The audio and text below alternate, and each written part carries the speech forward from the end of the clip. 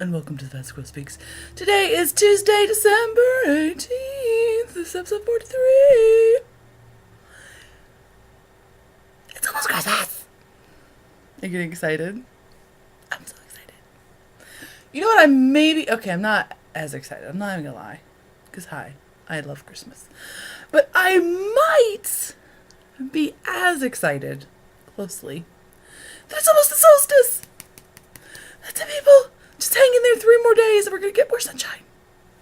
It won't get warmer for a while, but there will at least be more opportunities for vitamin D production in your body. Okay?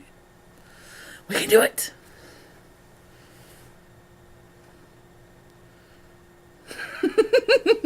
So I apologize.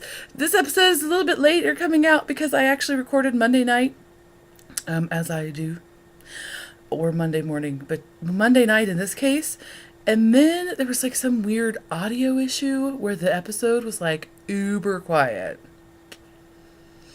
Like, I listened to it, you could have listened to it on headphones, but I didn't want to force you into that. So, I'm re-recording. I feel good about it. This is one of those episodes where I was like, I have nothing to say. Oh, now I have to say nothing twice.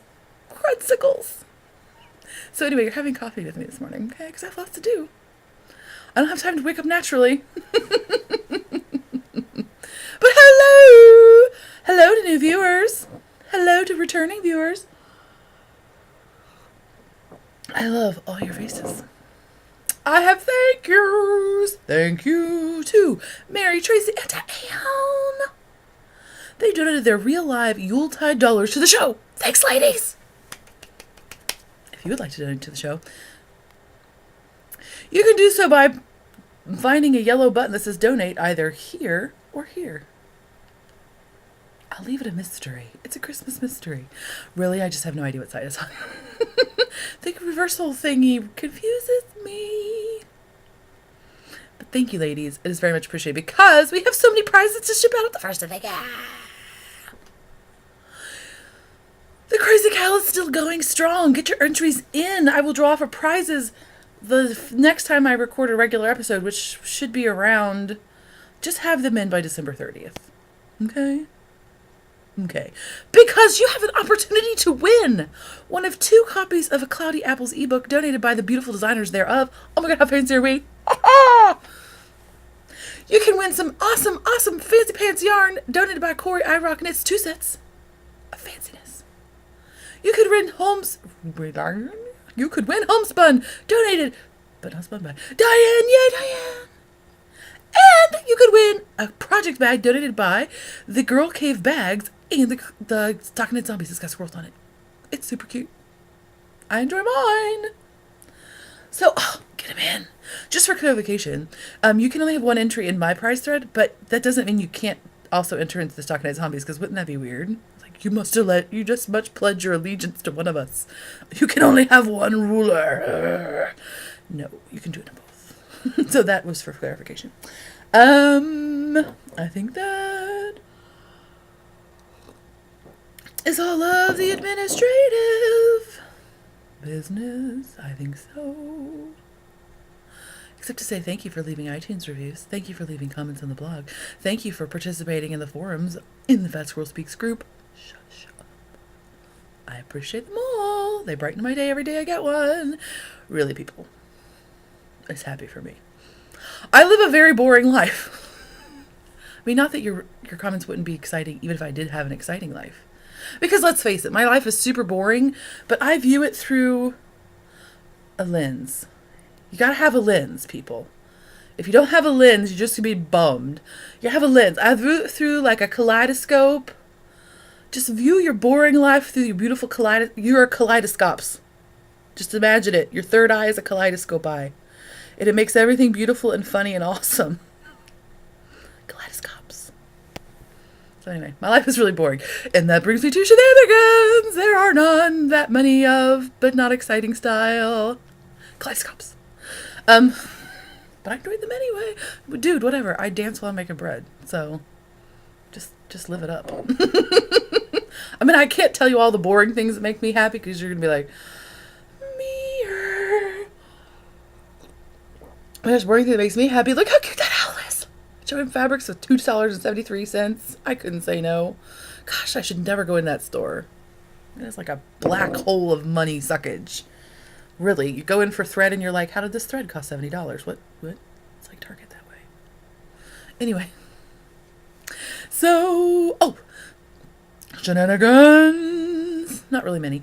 But my kiddo totally had her first ever Christmas holiday musical program.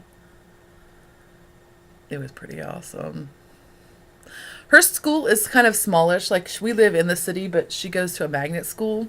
So it's K through 8, and there are only 340-ish students.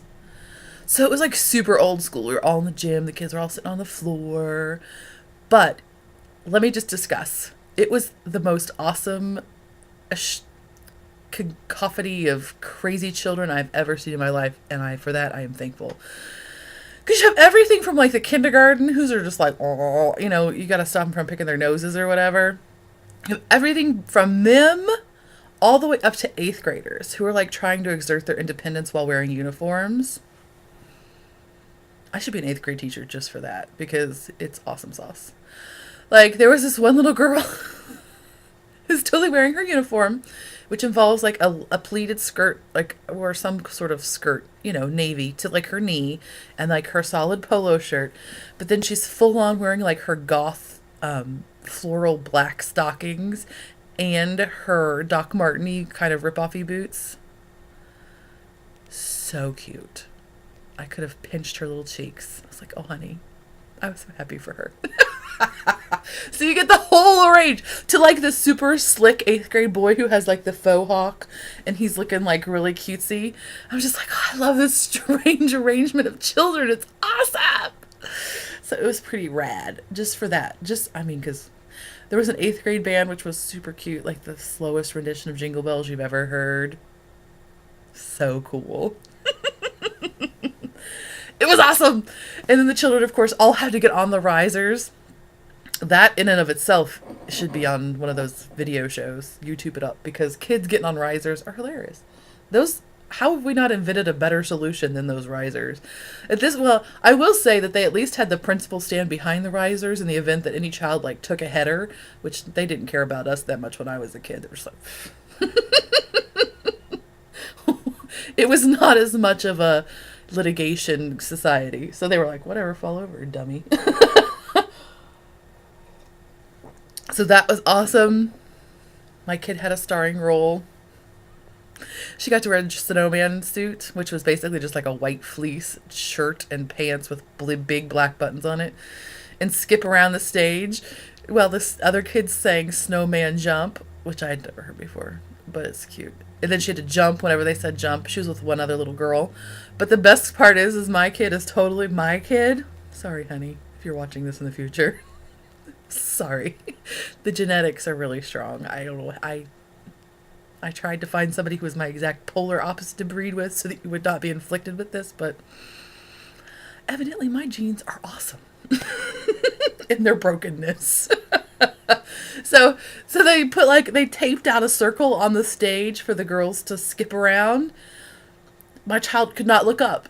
She could not look. She knew that she had to stay on the circle, so she could not look up to smile or apparently enjoy herself at all. She was like skipping with mad intensity. I mean, really, so fast that I have a fancy super duper DSLR camera. It's not really that fancy, but I have like the super fast camera. I still could not capture her without a smear behind her because she was actually skipping so fast that she was beyond technology or whatever. I needed like a photon camera to capture her or something. But anyway, so she was skipping with such intensity and concentration and then occasional jumping. Hot mess. But awesome.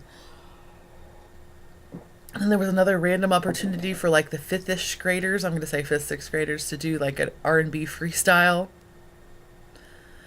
If you've not witnessed children in an inner city school dance freestyle style, you're missing life. It's awesome because they will put you to shame fast. I'm really like, kid is 10 and is like excessively more fly than I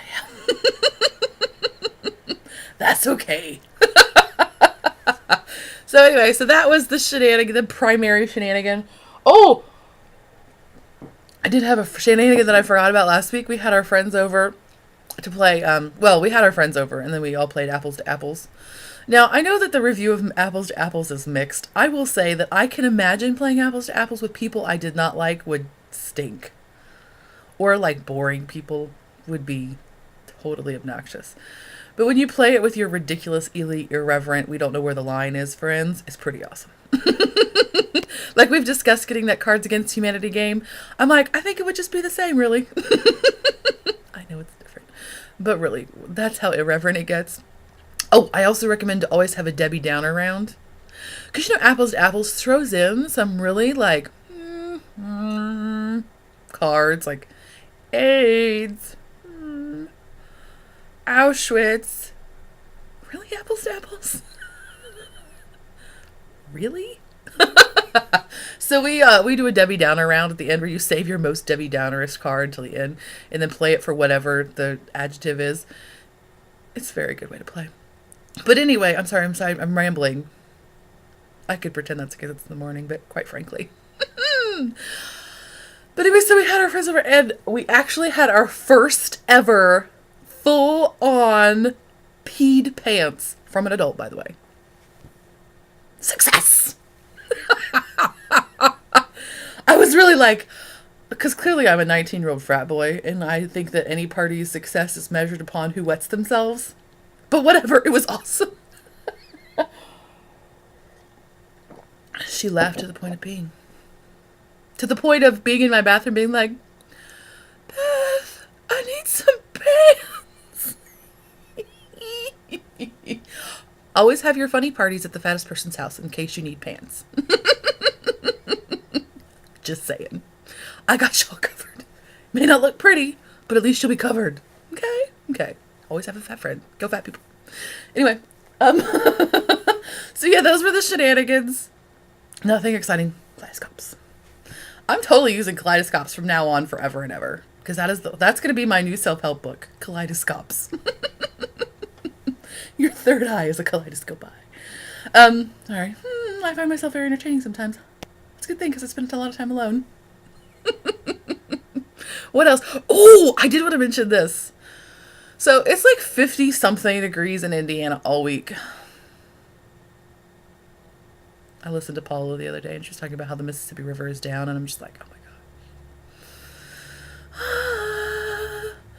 I don't need to read a dystopian novel right now, but I kind of want to. I'm just saying, prepare.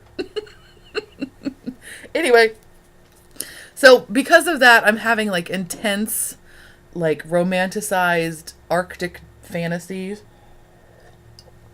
I always have a weird romantic fascination with the Arctic anyway because I don't know why. I mean, I don't really particularly love to be cold. I do love to wear lots of knitwear. Clearly. I do prefer not to be naked out of doors. So that makes sense. I was always like, why don't they have Survivor Alaska? Oh, okay. Because everyone wants to be naked on that show. Dude. Okay. Another side. Parenthetical. Dude, why don't they have Survivor Fat People? Combine Survivor and Fattest Loser. TM. Have I already said this? I probably have. But you could do it someplace cold in case you're afraid of all the fat people being too naked all the time. Because I get it. Whatever. But they do it on Biggest Loser all the time, so whatever. But anyway, combine them. I'm saying I would be an awesome contestant. Damn. But, so, here, back. So romantic fascination with the North. But I guess, okay, so like, okay, lots of knitwear, lots of clothes. I don't really care to leave my house that often. So that might be part of it. Just admitting right now. I need a better excuse not to leave my house that often. Because now I'm all like, I don't want to go out there. It just costs money to leave here. But then I could have a total excuse. I'd be like, dude, there's like 3 feet of snow out there. Staying home today. Like, right on, right on. I mean, it used to be like you to be all like, oh, you're so cut off from the world. Whatever, we're all cut off from the world wherever we are now. We're all internet faces and inside this box, and we're all disassociated from the people around us anyway. Might as well get to wear lots of knitwear. But anyway, so my fascination with the North has, I've been reading a book about Siberia, which I just read the sample, so I'm only like 2 chapters in on the Kindle, but I think I'm going to have to purchase it because I need that fantasy right now. I love travel nonfiction. I used to never read nonfiction. Now I'm all about travel nonfiction. I don't know what that's about. Evidently, I don't like to leave my house, but I like when other people do. They tell me about it. And I'd be like, oh, okay, I'll stay right here. You're having way more fun than I would have. But anyway, so I'm reading a book about Siberia. And then, did you see on Netflix, what is it? Rare Exports. A Christmas Tale. I think it's what it's called. I didn't write this down. I didn't know what it was last night when I did the podcast, but I did look it up this morning for y'all. Aren't I a good podcaster? I'm so good. So anyway, it's on Netflix streaming if you have that. If you don't go out of your way to find it. But oh my gosh, it's beautiful. Don't watch it with children. It has adult themes of scarediness. I started watching it at night and I had to stop and watch it during the daytime. Because I'm a big chicken, by the way. I don't watch anything scary. I'm so scared. But so anyway, so it's all beautiful and it's in Finland.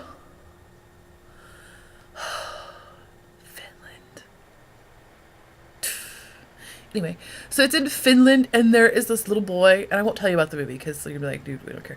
But I will say that I don't know what it is about a little child in a ski coat and underpants and boots in the outside. That is like my epitome of charmingness. Why is that so cute to me? Discuss. No.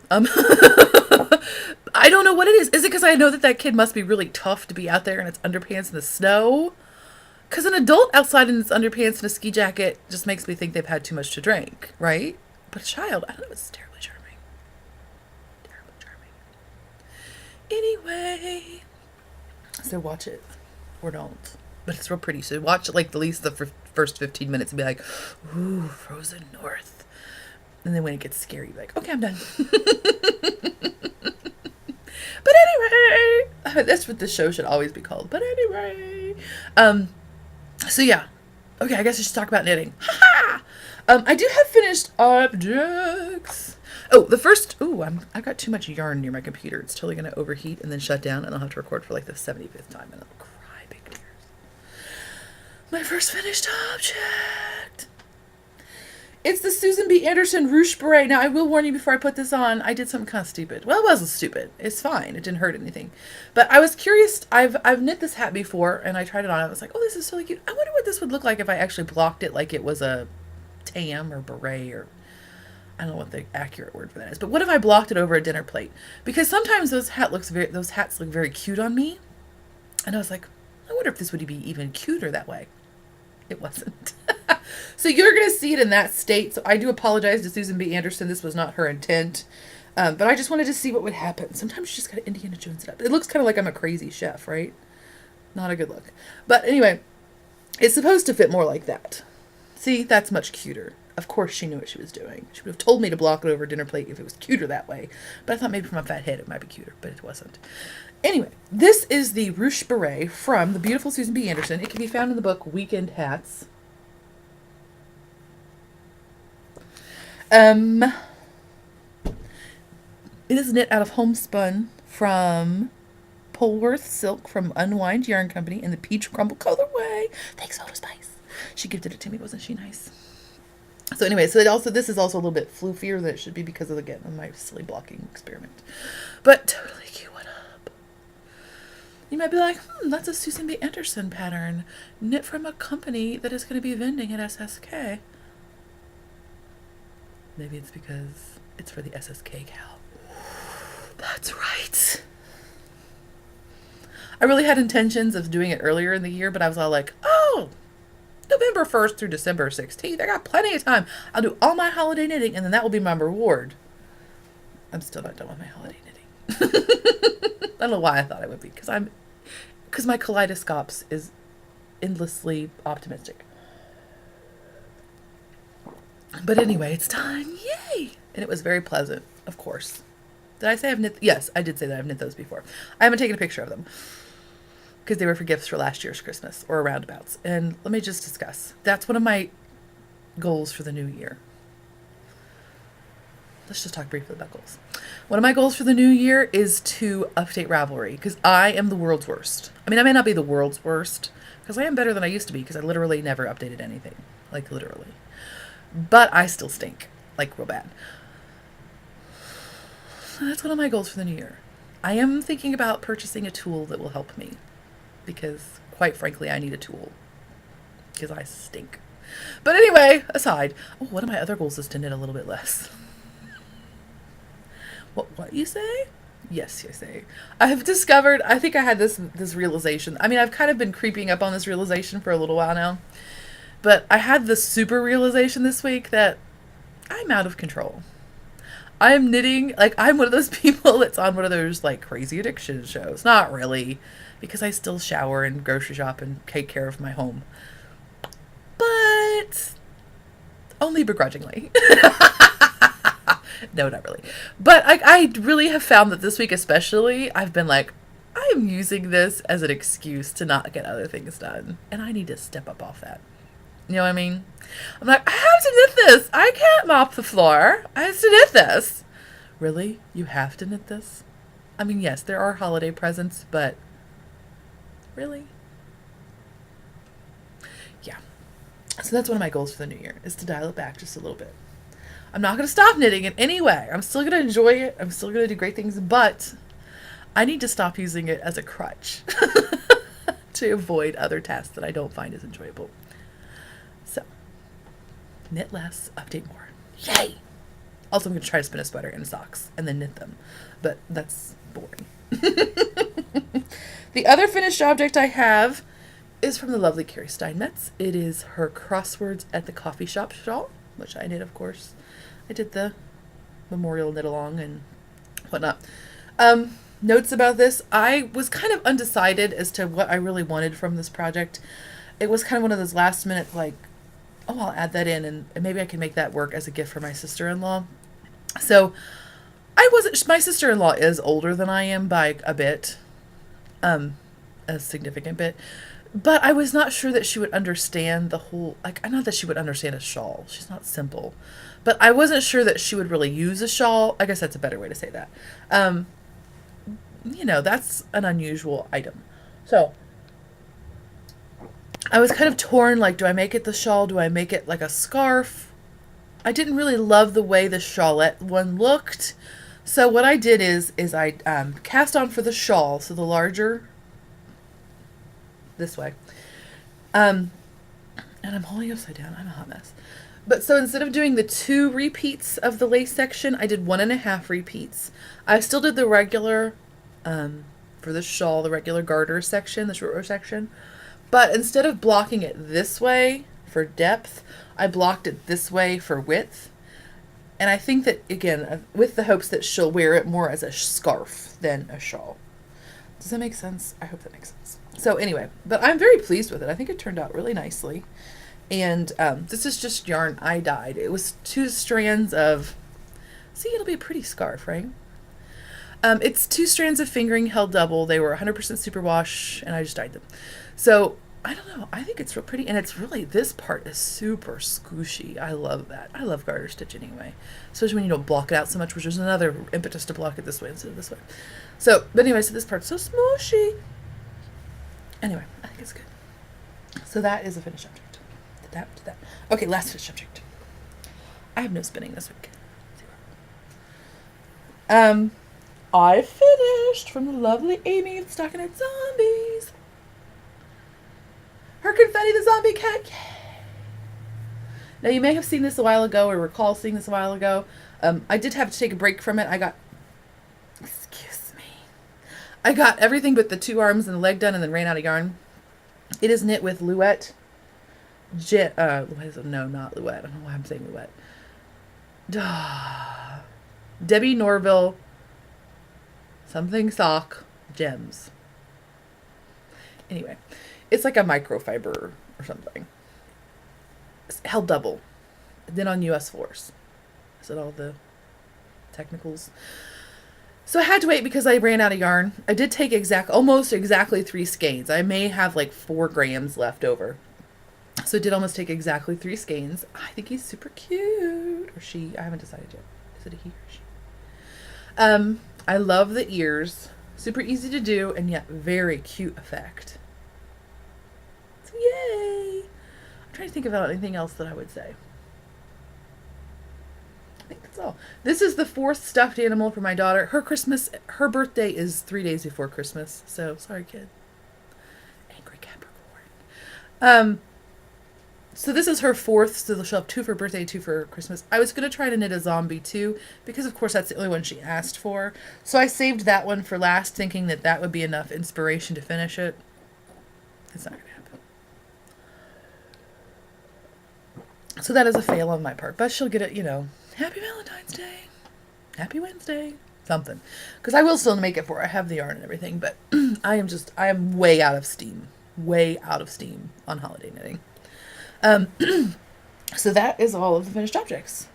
Holiday knitting in general. I still have not finished. I still have that lumberjack balaclava to finish.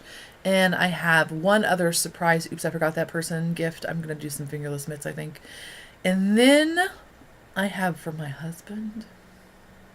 I was also supposed to sew 4 fleece bathrobes. I don't think that's going to happen. Fail. I really should do that. Anyway. Sorry.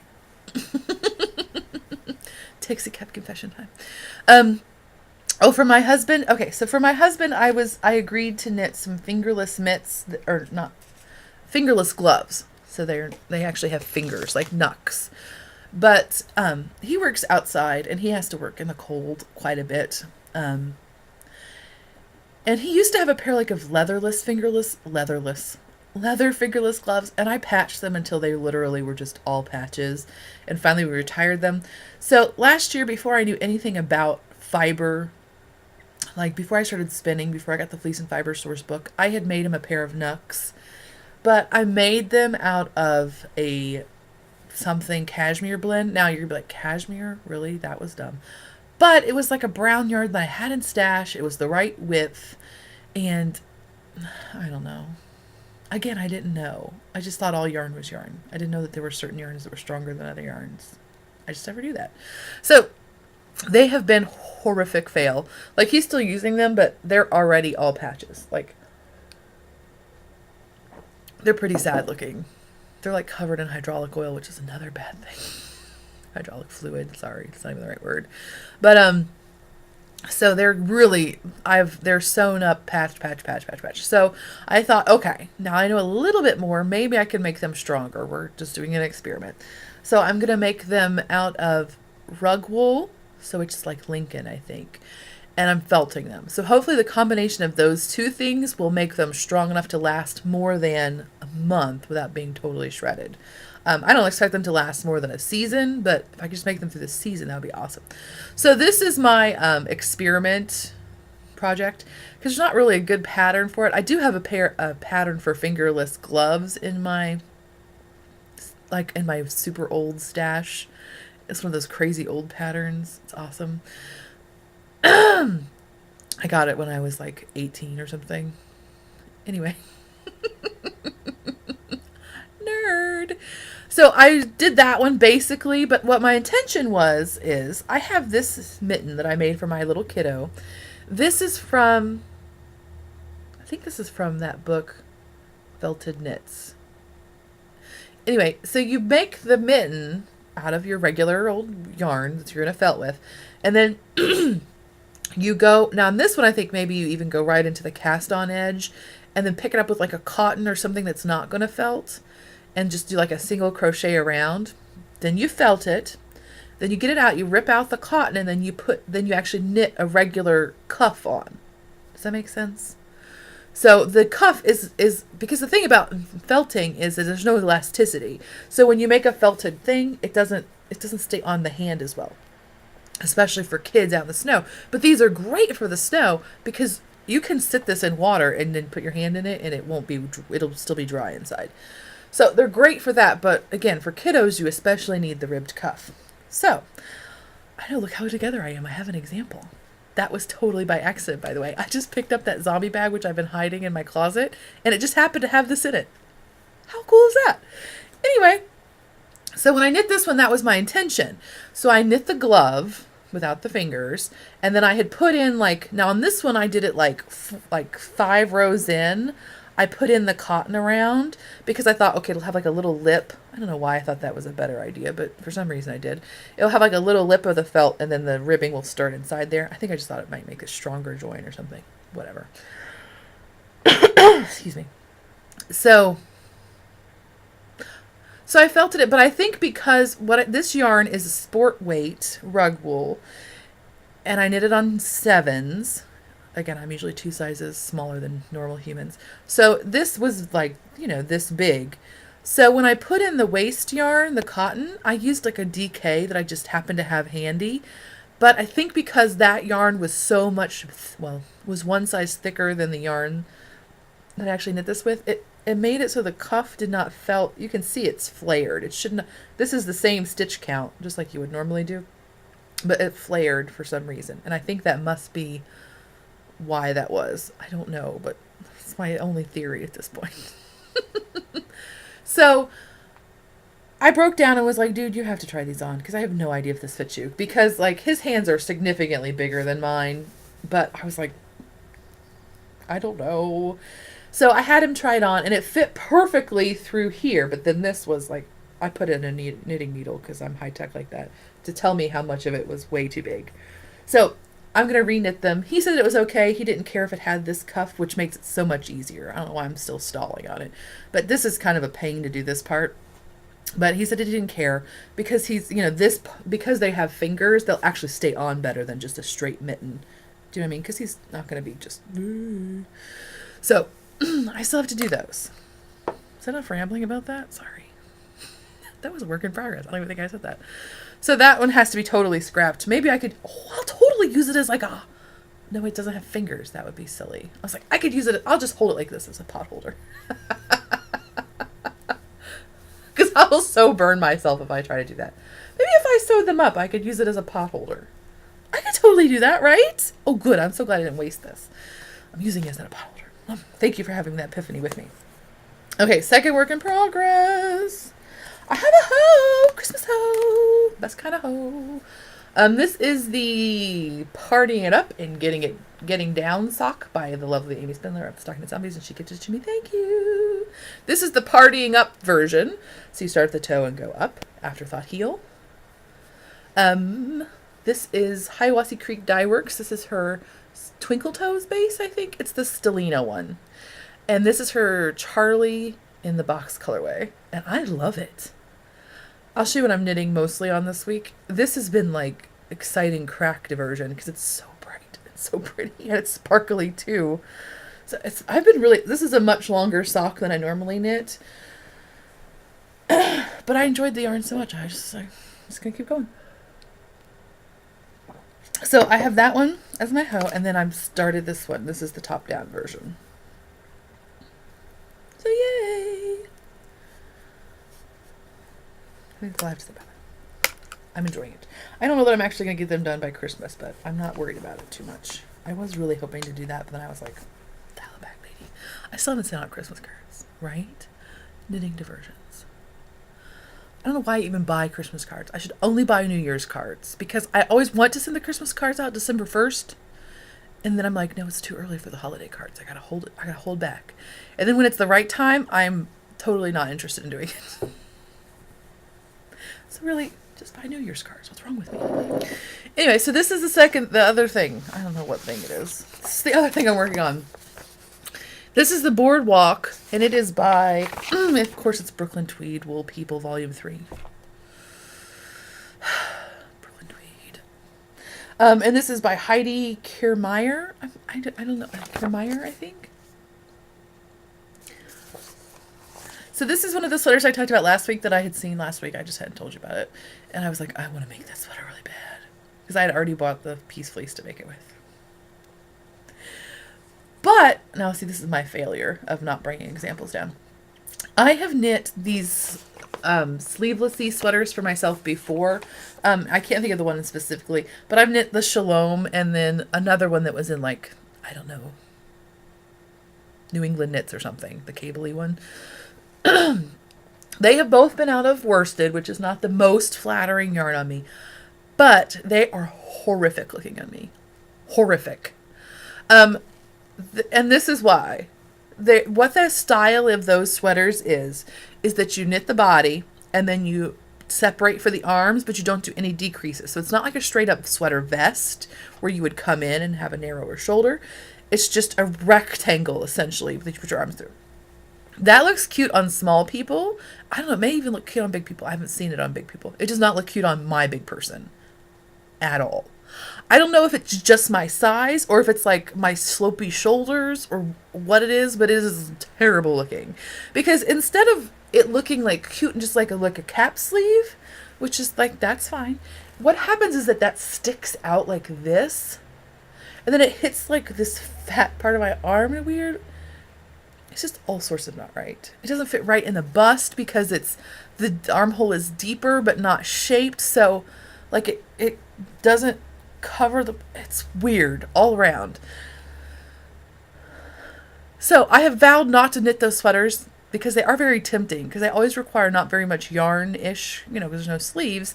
And it's like the excitement of like a faster project, and you can knit them with a yarn that's not quite as durable because you don't have your sleeve rubbing against your side, so there's not as much pilling. So there's like all these things that make me want to knit them, but the reality is that they look really bad on me. Step away. In comes Boardwalk. I'm hoping that this will not be the same situation. I don't really know. So this one, I don't know if you can really tell, but the difference on this one is that there is actually a cap sleeve worked into it. So it's not just divided and knit straight up. So there is this like welted cap sleeve. And it has an I-cord edge so it pulls it down so it's not sticking out from the shoulder. Hope with me. I am knitting this with Peace Fleece. Peace Fleece! I love you! Could that be why I'm reading the book about the tundra? Maybe. I don't know.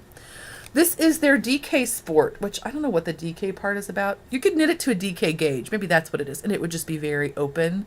And it does bloom quite a bit. DK Sport, this colorway, I don't know why I love it.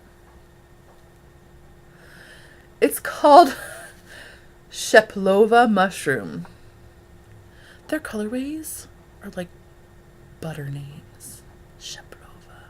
Doesn't that feel like butter when you say it? Sheplova. I may be secretly Russian. I'm not sure. Anyway, it's cold. There's tundra. Oh my gosh, did you know that the forest in Russia is like on the in Siberia? And I can't think what it's called now because I'm a huge fail. But did you know that that's the largest forest in the entire world? And it exists on a layer of permafrost? And if global warming keeps happening... I'm like, that should be the opposite of knock on wood. I'm sorry, take that back. Opposite of knock on wood. Knock on ceramic. If the permafrost keeps melting due to global warming, that whole forest might just like evaporate or something. We don't even know. And then like all this methane gas can be released into the universe. Sorry. That was my Debbie Downer card. Anyway. I have to share my paranoia with you. Peace Fleece, DK Sport, 100% wool. I think it's 350 yards if I recall correctly. Yes. The suggested gauge is 5 stitches to the inch on number 6s. My gauge is 5 stitches to the inch, but I'm on 3s. I tried it on 4s too, but it's just a little bit more open than I really wanted. It was like 5.5 stitches to the inch. No, I mean the opposite of that. 4.5 stitches to the inch. So, there's that. Or maybe it was I have 5.5 now. That's what it is. My gauge now is 5.5, and it would have been 5 on 4s. That's what it was. So, if you have this pattern, or if you looked at it, you might be like, dude, that pattern only goes up to a 48-inch bust, and it's supposed to have positive ease. And I say yes. That is correct. I love Jared Flood's patterns, but I will say that they do not come into my size. Boo on him. But... Sorry, Jared. I love everything you do. You're magic, but could you hate my boobs anymore? I mean, not that you hate my boobs, you know what I mean. I'm sure you would love my boobs. Not at all. What am I saying? I should not record this. I should edit it out, but I'm not going to. I gotta go to the grocery store. Anyway, his patterns do not typically come in my bust circumference. How's that? Without judgment attached. But totally. So this one only comes up to a 48-inch bust, and it's supposed to have positive E's. That does not fit me. I got a bust. And then all the other stuff. It's not like I just have bust and nothing else. I got all of it. So, part of the beauty of the Peace Fleece in a sport is that you can, I'm gauging up. So his gauge that is suggested with his fingering loft, which is the sweater yarn, is 25 stitches to 4 inches. So that's like, watch me not be able to do math on the air. Never mind. So that is a smaller gauge than what I have. So because I am doing it at a bigger gauge in the sport weight yarn, I'm able to make it so that it's going to fit me with positive ease. Does that make sense? I need to stop talking. I'm already 40 minutes in. I'll talk more about this sweater though when I finish it. Maybe I'll do like a bonus episode where I just talk about the sweater. So if you don't care, you don't have to listen. I think that's a great idea. I'll show it to you right now what I have so far. Knitting avoidance. Are you ready for it? 1 week. I didn't start it till Tuesday, I swear. Because I didn't get the yarn till Monday. It has this welting on the bottom. You knit the bottom in one piece and then you split for the arms, for the back, front, whatever. But I will say, I knew I would. I love this welting on the sleeve. Isn't that pretty? It's very slick. I say that a lot about Brooklyn Tweed patterns, Wool People patterns. They are very well written patterns. If you've not knit a sweater before and you don't want to just knit the most plain sweater in the world, I'd highly recommend his patterns. They are very clear. They're also very good for Frankensizing. You know, where you, what beautiful person did that? Oh, Amy Herzog, I think. Like for me, like I have to knit a bigger size for my hips than I do for my waist, than I do for my bust. Like, so you have to like piece them together. I'll talk more about that in another episode. But his patterns are very good for that because they give stitch counts at very good intervals. So, I'll talk more about that later. I have the back done and I'm started on one side. Avoidance. I need to mop the floor and send out the Christmas cards. Okay. That's what I'm doing today. Grocery shopping, Christmas cards, floor mopping. Anyway, if I don't see you before Christmas, I hope you have a lovely Christmas. If I don't see you before the solstice, which I probably won't. Have a lovely solstice. The sun is coming. Don't worry. It's okay. Have a happy, happy holiday season. Celebrate all the holidays. All of them. And I will see you next time. Bye.